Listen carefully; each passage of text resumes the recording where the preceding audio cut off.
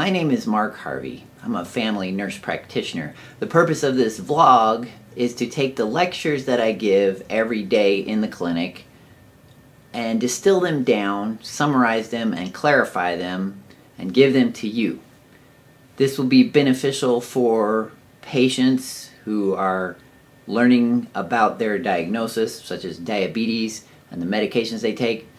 And also, if you're a new clinician working in a setting similar to mine, maybe you can learn a few things about how I approach patients and how I explain things to them in a way that they can actually grasp it. This is a work in progress. This is take number 1. I hope you appreciate it. What is the hemoglobin A1C? The A1C is a blood test that we do to see how you are doing with your diabetes. It gives us an average of your blood sugar for the last 3 months.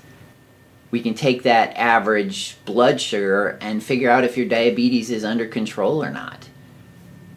I really like to do the A1C every 3 months if your diabetes is really out of control. So the A1C range should be below 7, preferably. 6 or 6.5 is what we call diabetes. That's how we diagnose that you have diabetes, is if your A1C is above 6 or 6.5. And once you have diabetes, then our goal in treatment is to get your A1C down below 7.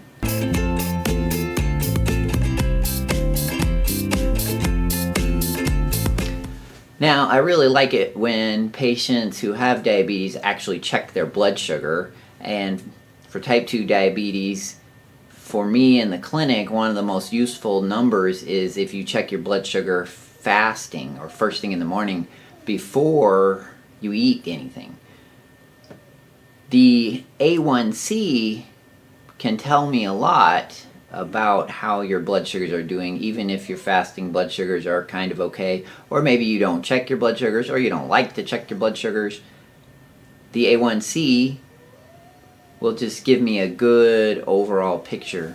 So apparently my dogs think that it's really weird that I'm talking to the camera, and so they're in the other room whining right now.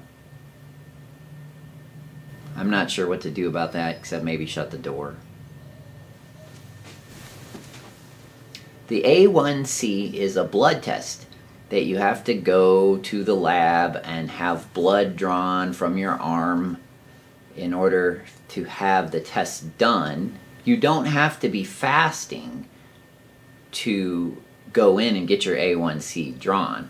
So I mainly have people fast in order to check their cholesterol, but in order just to do the A1C every 3 months, you don't have to be fasting.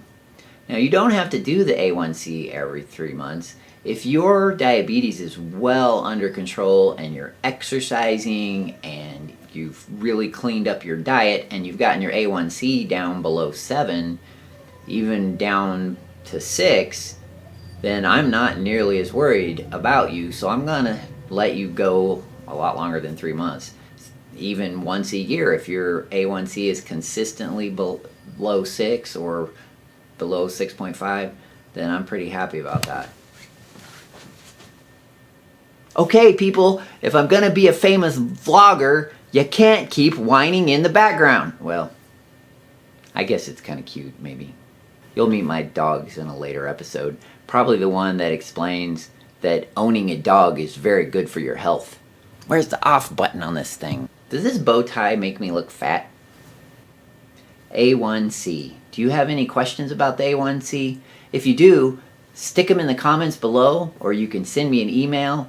I'll have the links to my new blog, and you can email me there, comment there, and I promise I'll get back to you as long as you're not a hater.